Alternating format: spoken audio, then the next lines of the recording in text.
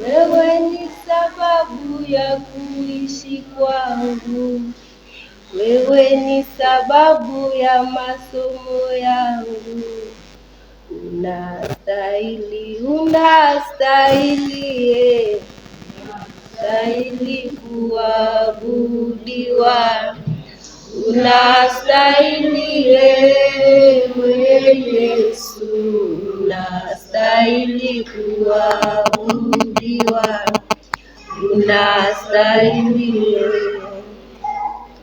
wewe ni sababu ya kanisa letu, wewe ni sababu ya mawazo yetu. Unastahili, unastahili, unastahili kuabudiwa. Unastahili wewe Yesu, unastahili kuabudiwa. Unastahili.